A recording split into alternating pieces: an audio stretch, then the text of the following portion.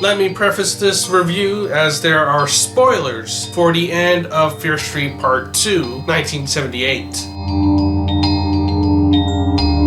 After a really long time, almost a year, I finally got around to watching Fear Street Part 3, 1666. This movie is based off of the book series Fear Street by R.L. Stine. This movie released on July 16, 2021 on Netflix as a part of the Fear Street trilogy. The movie is directed by Lee Janiak and stars Kiana Madeira, Benjamin Florence Jr., Ashley Zuckerman, Jillian Jacobs, Olivia Scott Welch, Randy Havens, Julia Redwald, Fred Hetchinger, Matthew Zuck, Michael Chandler, McCabe Sly, Emily Rudd, Elizabeth Scopel, and Sadie Sink. My rating for Fear Street Part 3, 1666 is a 4 out of 5, and here's why.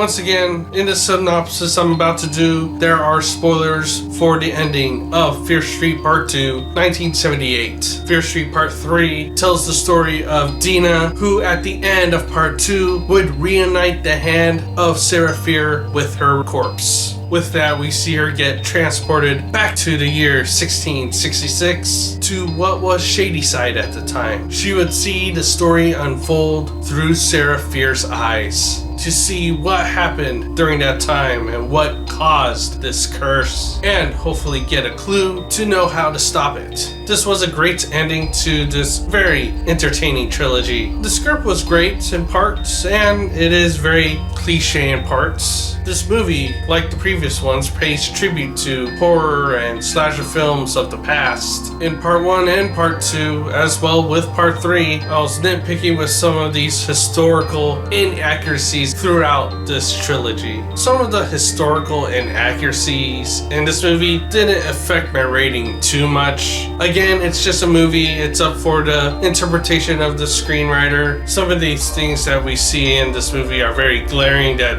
this didn't really happen in this time period, and having these things are helpful for the viewer to understand the story. Aside over, the directing of this movie is well done. Like I said, there's a lot of tributes to old horror films, and with the directing of each of these scenes, it shows. Although some of the direction choices were a little bit awkward looking. For example, this one certain transition, and sadly most of these scare moments were just bland. The acting in this is very impressive by everyone. We see the actors from the previous two movies act as the characters in 1666 in this eerie period piece. Fear Street Part 3, 1666 is great and very entertaining. Despite the cliched storytelling and some awkward directing moments, I really enjoyed this movie as well as the trilogy overall. That is my review of